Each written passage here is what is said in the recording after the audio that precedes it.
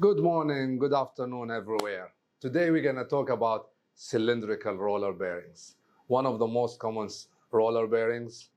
And simply a cylindrical roller bearing, we have an outer ring, an inner ring, cylindrical rollers, and a cage. Very simple.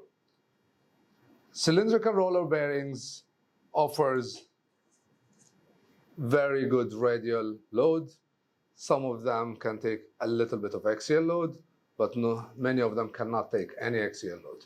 So they are more for higher loads, radial loads, and they can carry, and many heavy-duty applications will need cylindrical roller bearings. Now, there is many configuration of cylindrical roller bearings. One of the most common types is what we call the NU cylindrical roller bearing.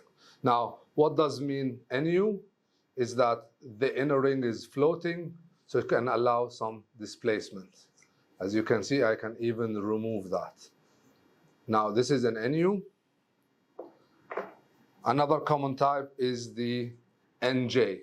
Now, NJ is very similar to NU, but it can take load in one direction and it's floating on the other direction, which allows the displacement or the moving of the shaft or the expansion of the shaft in one direction. Now, we have another type of what we call the NUP. Now, the NUP difference is very similar to the NJ. It's just, well, we have an allocating ring. We remove the allocating ring, then it becomes almost an NJ. So it is in one direction, on the other direction, it's not moving. So this is a typical NUP. Very common in automotive gearbox application. Finally, we have N.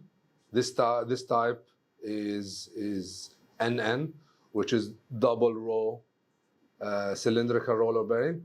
And what N means is that the displacement is on the house, so the movement is not happening on the inner ring, but on the outer ring. We can even remove that.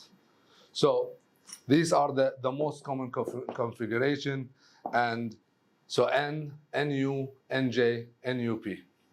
Now, cylindrical roller bearings comes up with different cages. It can be plastic cage or polyamide cage. It can be steel cage. We have a brass cage and phenolic cage. Now, all of them have their advantages. Steel cages are good in temperature. Brass cage are good in high loads. Polyamide cage is good in damping the vibration, and then phenolic cage are good in speed. So all of these have their own advantages and disadvantages. And this is the most common. Now we have one type of cylindrical roller bearings that comes without cage, which is what we call them fully complement, and usually we trade in way higher loads for speed. So in these cages, there is no cage to hold the rollers, and this is fully complementary.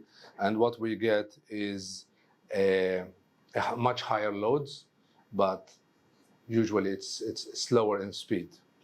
Now, common application are roller mills, gearboxes, railways, and many other applications, both in a car, automotive, or industrial. These are the most common types of cylindrical roller bearings. I hope you enjoyed this video.